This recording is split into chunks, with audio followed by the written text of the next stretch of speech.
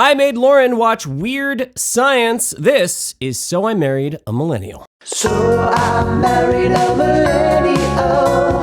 Now I'm watching all the things he knows. So I married a millennial. I married a millennial. Hi there, and welcome to So I Married a Millennial. My name is Jeremy Levy, and this is my lovely wife, Lauren Levy. And we are a real-life married couple, in case you couldn't figure that out. We are also voice actors. I play Bumblebee on Transformers Cyberverse. And I played Acerola on Pokemon Sun and Moon. And we love pop culture. Now, we do. Are both technically millennials. Very, very technically. I have told people the title for this podcast, and people have given me guff, saying that I am an Xennial and not a millennial. Well, I Googled it just the other day to cover our tracks, and we are safe. So we're calling ourselves millennials by the letter of the law, and we are totally on opposite sides of the spectrum. I'm as old as you can get. Lauren is as young as you can get. And we realized that there were some real gaps in our pop culture knowledge. So we are doing this podcast, and every episode, I am going to bring to Lauren a staple of my 80s kid coming of age that she has not seen. And if all goes to plan, she will suitably cringe, and it will make for great digital audio television. That's the plan. That's a good conceit. Great. I'm very sold. That's great. So today we are doing the 1985 John Hughes classic, Weird Science. Weird Science. The Rotten Tomatoes official synopsis of this is, Rotten Tomatoes says, teen misfits Gary and Wyatt design their ideal woman on a computer, and a freak electrical accident brings her to life in the form of the lovely, superhuman Lisa.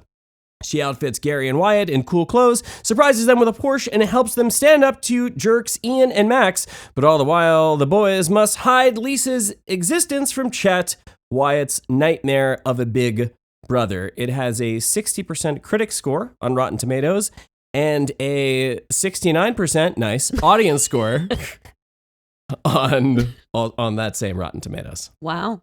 Yeah. As soon as we started watching this, I immediately understood, truly almost immediately, why you thought that this was a good one to start out with. Yeah. It was so bizarre right from the jump, and I feel like it was already not aging well in the first seconds of screen time. I was like, I am understanding why you wanted to start with this particular piece. I told a mutual friend of ours that I was starting with this as our first episode, and he goes, "Oh my God, you are going to melt. You're going to melt her brain." He was like, "That thing is a total fever dream." And fever dream is a really, really great way to describe. So we read the synopsis. We did, yes. Why don't you take me through your recollection of the plots as you saw it? Okay. The plot of this is so fascinating. Okay, so we have two, which my first note though was, wow, actually pimply faced teenagers, which was one of my first reactions, because that, by the time we got into the early 2000s, yeah, no one had pimples. Yeah. I was like, wow, actual at least that pimples. We were aware of on in media. Yes. So I was like, wow. So we got, and I'm not gonna lie to you, I actually do not remember which one is Wyatt and which one is whatever. It's Blondie and Brunette. That is incredible. Blondie is Gary. Blondie, Anthony Michael Gary. Hall, and Elon Mitchell Smith is Wyatt. Okay.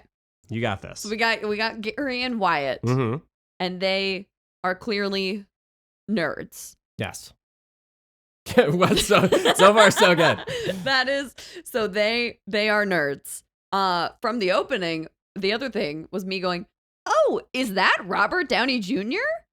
That is true. Which, that was shocking. Without the junior. And that was another note I made. I said, When did he change from Robert Downey to Robert Downey Jr.? He was just Robert Downey. Also, no veneers. Old school teeth, which I thought was pretty. We had real pimples. We had real teeth. It was going off in the start. Yeah. So Wyatt and Gary. Wyatt and Gary. Yeah. Are not the coolest kids at school. So they are best friends. Seems like they spend a lot of time in their room. Mm-hmm. And honestly, how they decided to build this woman, it happened so quickly. It was like as if they've been like, do you want to go play baseball? And he was like, hey, do you want to build a woman on the internet? Like that was, and yes, it was a very jarring. So they were watching Frankenstein. Yes. On TV. Yes. But like, what a leap from like, girls won't talk to me. We're watching Frankenstein. What a leap of logic to be like, we should create a girl. Correct. Is a real, like, to me, getting from that like point A to point B is borderline insane, but sure, we'll go with it. And of course, like, he didn't mean, and he makes a point of saying this, like, he didn't mean like dig up a body. Correct. He wanted to create a computer program. Correct. So we'll give him that. Sure, in the technical sense.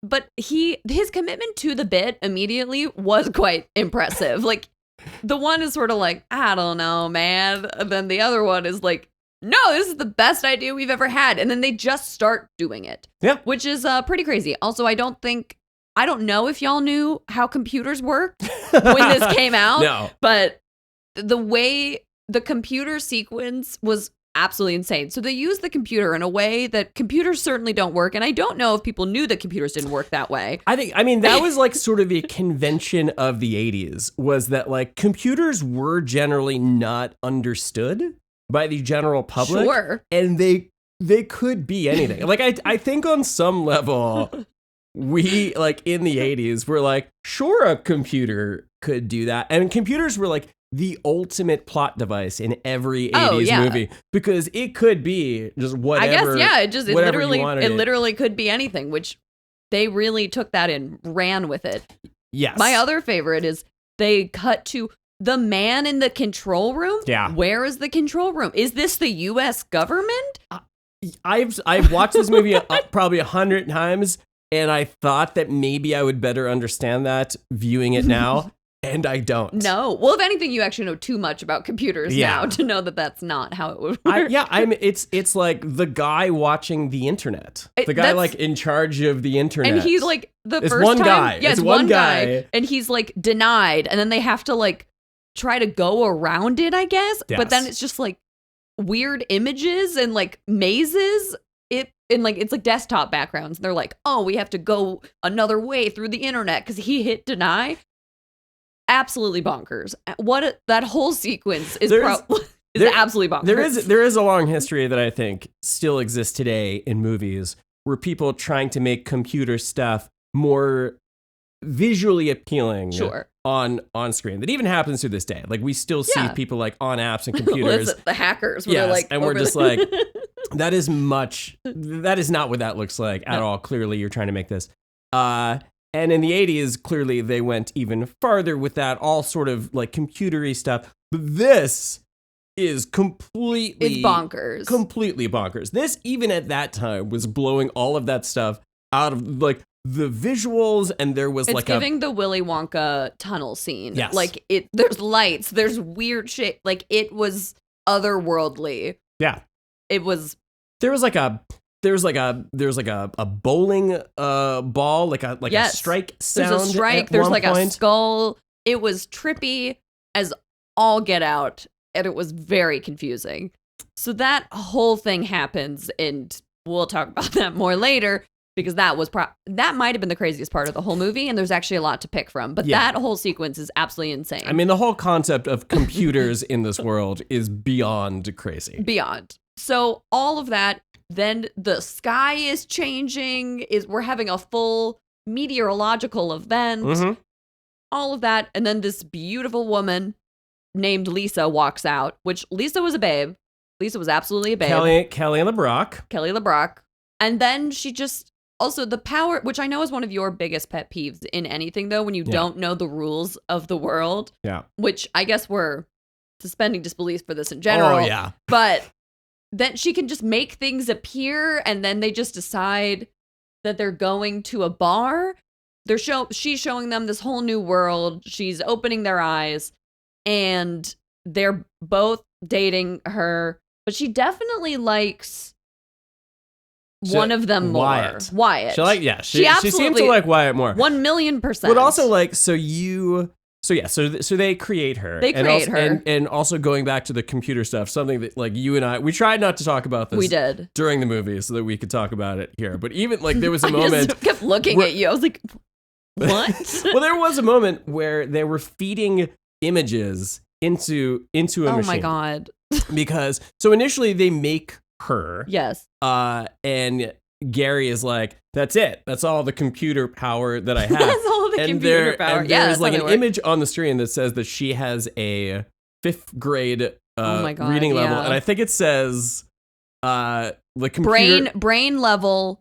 Yeah. And they called her like a boring dipshit or something? Yeah, they said, should we give her a brain? Like they asked, should we give her a brain? Yeah. And then they selected brain level boring dipshit. That was the actual on screen. I don't think they selected that. I think it was just the amount I feel like it was the options. There was like...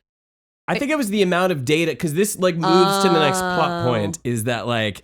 That's why they start feeding things into the Gary, scanner. Which also, I made a note here. This movie was kind of prophetic because it feels a lot like how we are training AI now. Oh God. It was kind of the exact, it is like a lot of what was going on in this movie is what is actually happening now. What Gary initially wanted to do, he's like, yeah, let's make a girl on the computer. We'll talk to her. We'll ask her stuff. He said, we'll do like crazy sex shit with her, ask her about crazy sex shit. That is not unlike what is happening today. And it's also not unlike what's happening today. Gary at one point is like, well, that's all the data that I have to feed her. And that's when it said 5th grade level, she's a boring dipshit. We need more. And Gary says, we need more. We need to tap into the wider internet. And that's why they put the photo of Albert Einstein. Exactly. So they have like a scanner, I guess. Is that what scanners do? That's saying like that's what a scanner does, the same way that's what a computer does. Like, exactly. Okay. But to get her to be smarter, get her to be more musical, they would scan in images of things. Yes. And a lot of Playboy photos. Yes. A lot of Playboy photos, and then Albert Einstein and some music to like keep it spicy. Yes. So they make her better. You're right. So they leveled her up from boring dipshit. She was all that. So, and somewhere in the doing of this, we change over from science to just straight up magic. Yes, 100%. Like that's when you say like the sky opens up and like there's a dog on the ceiling and things get turned upside down and Gary tries to stop the computer and he tries to like smash it with a metal baseball bat and it smashes the base. They unplug it. It's still going. Like Gary says, he goes, it's doing it by itself. It's like AI. It was a harbinger, babe. Oh, if this is a harbinger for things to come, then we better murder Suya right now, babe. I don't want to live there. Babe, it's gonna be fine. Okay. If Kelly LeBrock is there, it's gonna be totally fine. So the magic happens. They make Kelly LeBrock. Yes. And she's Lisa. And she's like a god. Yeah, no. They make like a god genie. Yeah. Who is like obsessed with them and is like, yes, both of them, those little 15-year-old boys, which also a general note, I feel like we should have made them 16. I feel like we should have made them at least 16. Yeah.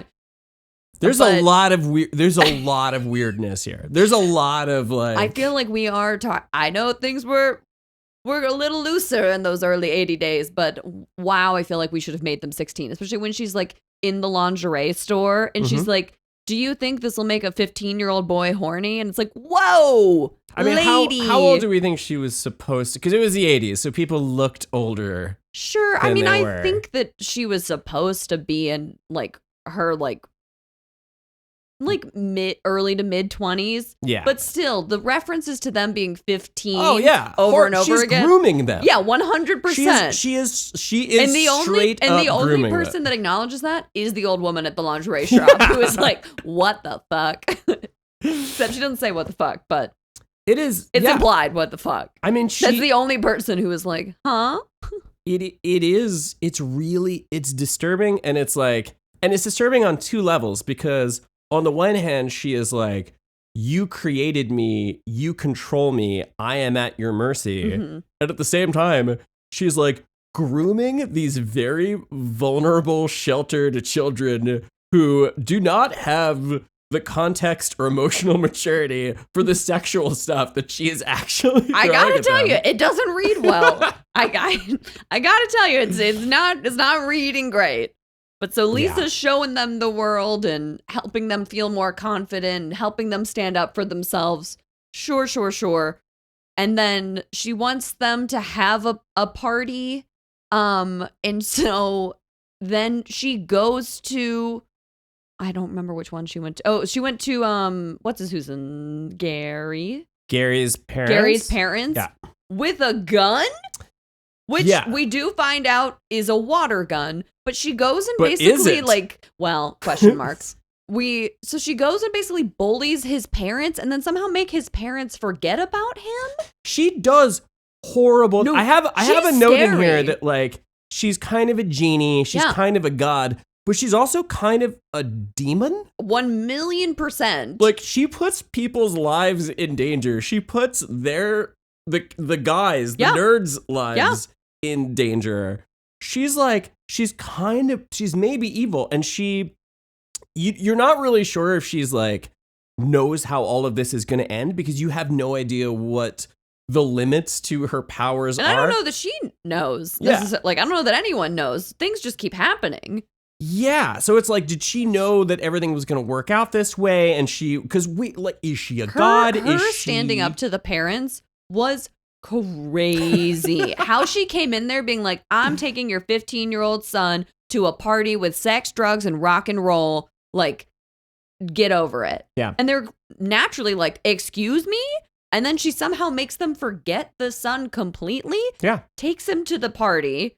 They have like a huge rager at the house because Gary's parents are out of town. Yeah. And then randomly at the party, they get to talk to the girls. That's all. We're progressing the teeny bopper romances who like are the girlfriends of Robert Downey Jr. and other nondescript stereotypical bully. 80s John Hughes bully guy. Yeah. So it's like they're girlfriends, but then they're also kind of like, whatever about like, fuck those girls, which is also kind of bizarre, but okay.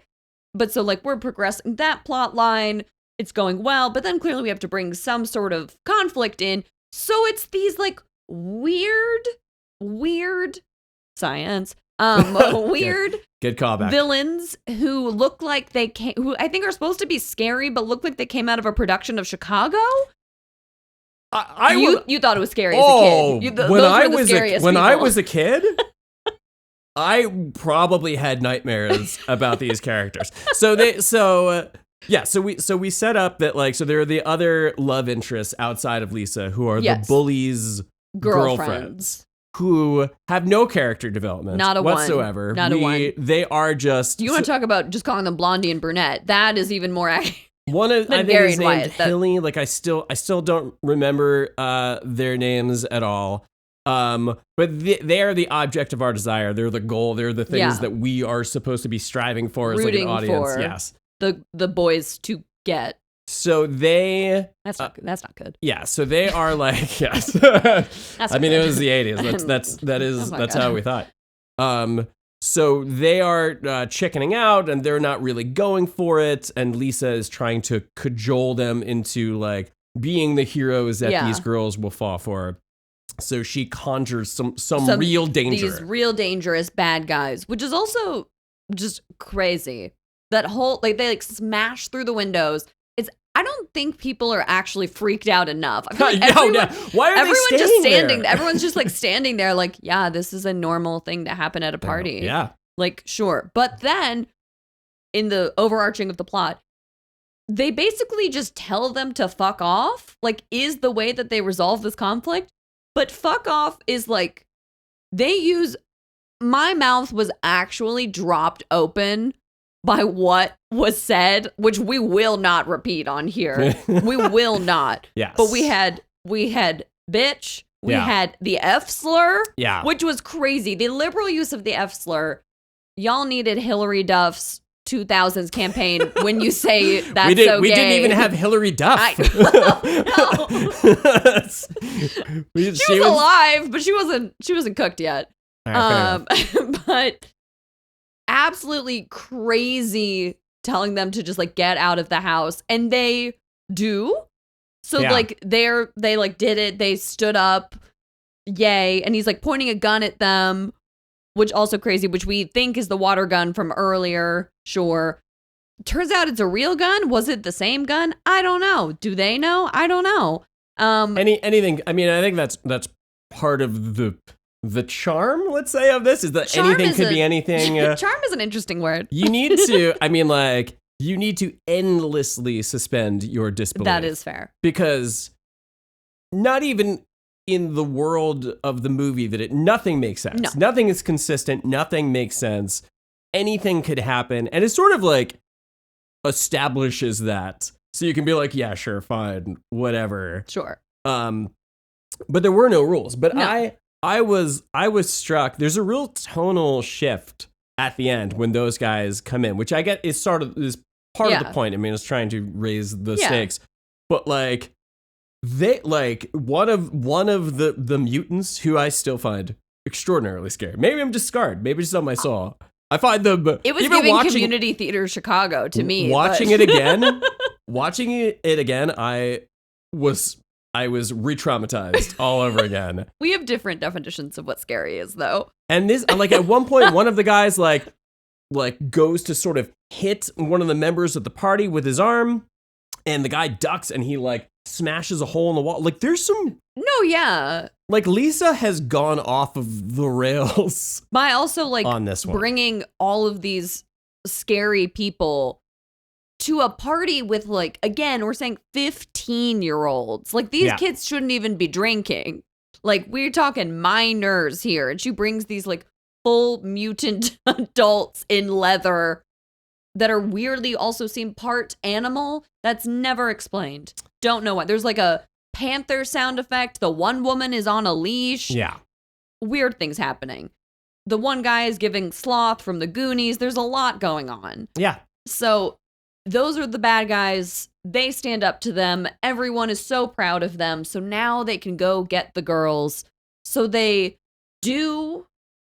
And you're like, okay, sure. I guess that happens. Yeah. And then Chet, the brother who we haven't really talked about, who is like so over the top. Like Chet is the scariest person in this movie. So they have, so it's Wyatt's older brother, Chet, who is home from college. Played by, and this was a great sort of subsidiary because I was like, babe, that's Bill Paxton. To which you said, who is Bill Paxton? Yeah, so this is the fun. This is the fun. Isn't the girl that played Aquamarine? Is that his daughter? Who is Aquamarine? Oh my God, you haven't seen Aquamarine? Who is Aquamarine? This is on full display. Next episode, we'll be watching Aquamarine. Fabulous movie. I took it upon myself, my darling, to find movies that Bill Paxton was in that you may know. Here's a list of movies. You know Bill Paxton, even if you don't know Bill Paxton. Here's... I gotta tell you, I'm looking at his face right now. Okay. I'm not... Bill Paxton. Aliens. Titanic. Who is you he never saw Titanic. No, I only saw the end of Titanic. And that, you want to talk about this scarred you as a child? I just saw the end of Titanic on TV as a kid. I was like, no, this movie isn't for me. Okay, fair enough. Apollo 13, Twister. I know you just saw Twister because you wanted to see the new Twisters. Yes. He's the main guy in Twister. True Lies, Tombstone, Mighty Joe Young, A Simple Plan. Haven't seen any of these. This is great. These are all future episodes. No, I've seen some of them. I've seen Twisters. Oh, okay. This is Twister, but sure. This is the first one. The first one. It's not Twisters. It's just Twister. No, the sequel is Twisters. I thought they were both called Twisters. This is why we're doing this. Okay, I would like to point out. This is informative for both of us. I would like to point out that the girl who plays Aquamarine, her last name is Paxton, but no relation to Bill Paxton. Okay, good. So that solves the mystery of that for everyone. Great. But so they get the girls. The brother then is like unbelievably scary and aggressive towards them. Yeah. He's a sociopath. Oh yeah, no, he's really scary. He like is pointing the gun like in their faces. It was crazy. They also then at the end go to a room where they never mention if he has a sister or not. Yeah. But like, whose room is that with all the My Little Ponies and things? They never address that. There's like there's dolls. And yes, there's like, dolls and My Little Pony like snow and like globes and yes. So that's where I love that is the detail that you glommed onto. Well, I was like, you're like, wait a second. Is this? This makes no sense. I was like, that's what you glommed onto. They never mentioned him having a sister. Where is the sister? That's fair. Where is the sister? I don't know. She doesn't exist. But so they stand up to Chet too. Chet can't boss them around, and Lisa then sort of frees them all so that they can be with Girly Pop 1 and 2, who's age appropriate, who apparently are not with the bad guys anymore. Sort of are, but sort of are. They tried to conjure another girl with the bullies. Oh yes, and it didn't work, which was kind of crazy. This was at the party at the end. There's this subplot where the bullies want to have sex with Lisa, and Lisa's like, "No, I belong to Gary and Wyatt." And the bullies, again, Robert Downey Jr. and nondescript 80s villain, bully. Number 7. So there's actually this great scene that I love where the bullies who have been horrific the entire movie just sit down very genially with Gary and Wyatt in Wyatt's bedroom. Yeah. And have like a very calm, sort diplomatic, of reasonable conversation that just say, hey, we'll give you our girlfriends. You give us Lisa. Yeah. Absolutely wild.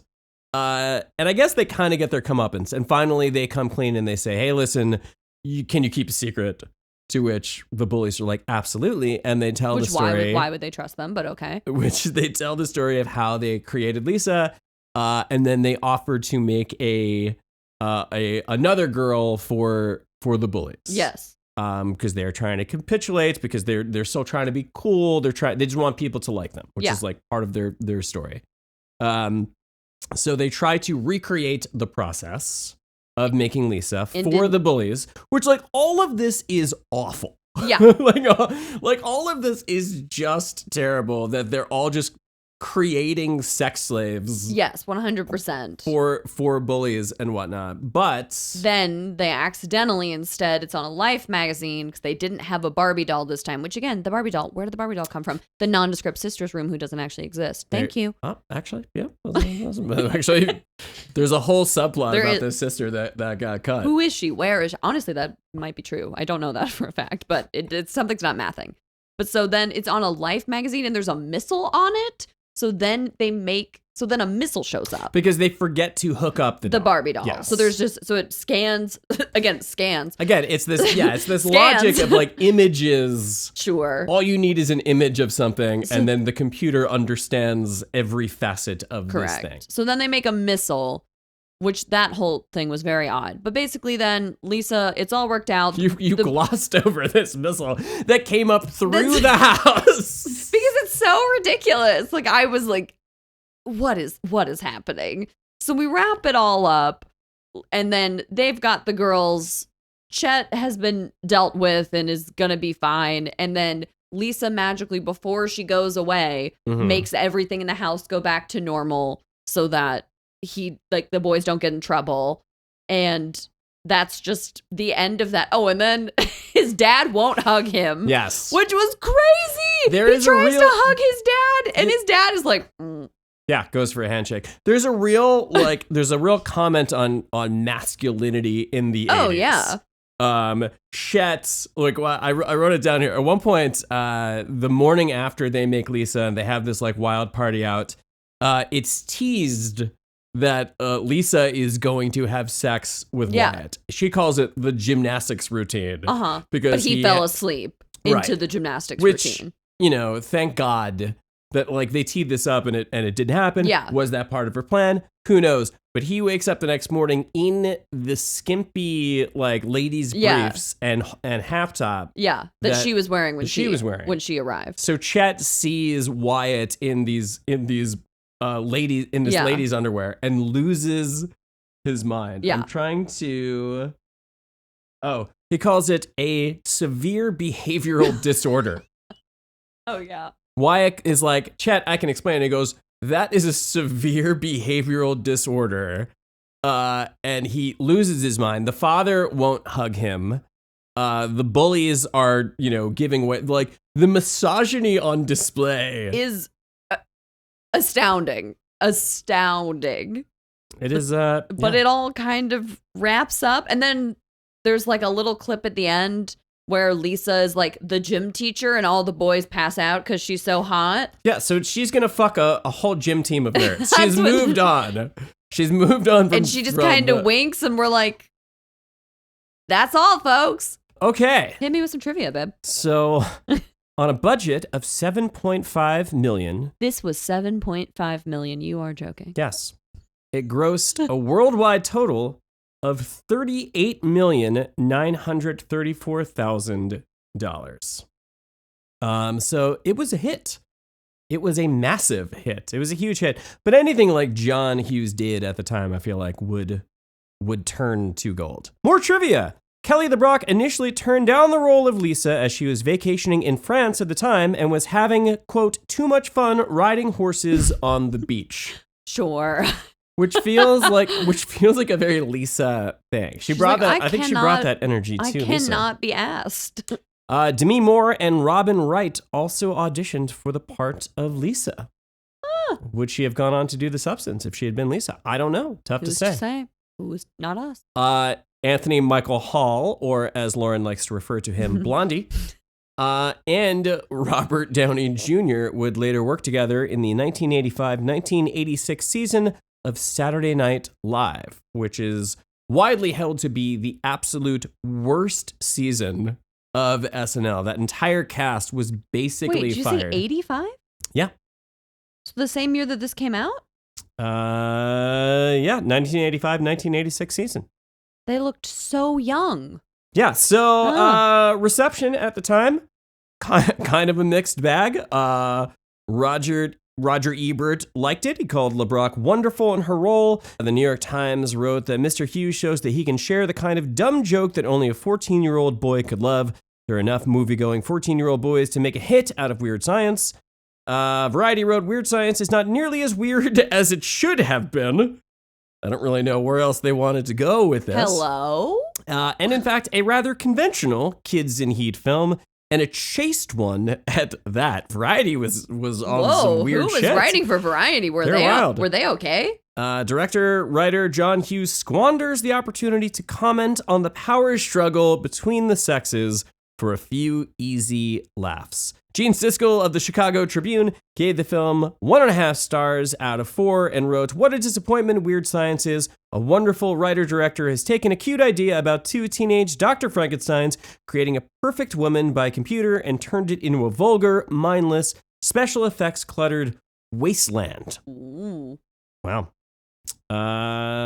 So yeah, kind of a mixed bag. Do you know when you watched this for the first? Because you, being born in 81, yeah, I mean, you wouldn't have seen this when you were 4. Yes, I mean, you would be surprised at the stuff that I saw. No, I wouldn't, babe. But I mean, I'm sure I was 10 or so, maybe the first. I have to believe that this movie was part of my sexual awakening. I have very fond memories of Kelly LeBrock. You're welcome. Thank you, Weird Science. Or should I say, Lauren thanks you? She does not thank you. Yeah, so I mean, I was very, very young when first I saw this. And I sort of met it where it was at. So overall, what is your take? Did you enjoy it? Would you recommend that other people see this? No. No, not at all. I don't think so. I had a good time. Yeah. If albeit a slightly problematic time, but a good time. And I mean, I was shook by a lot of what happened. I was very surprised. I don't know if everyone in the 80s was okay. I don't think this one holds up. Mm-hmm. And I don't know that I would necessarily. I think that there's a level of nostalgia needed for this that maybe most people would not possess if you hadn't grown up seeing it. So I don't know that I'm telling everyone to rush out and watch Weird Science. Personally, sorry if that's a hot take, babe. It's fair. It can stand on its own, but I don't know that I'm gonna go tell my friends that they have got to watch this one. But a very strong start. Thank you for sharing your culture here with me. You are welcome. I will say this: I've not seen this movie in its entirety for a very long time. We watch it again. Outside of the inherent problematicness, the things that have not aged well, I really enjoyed it.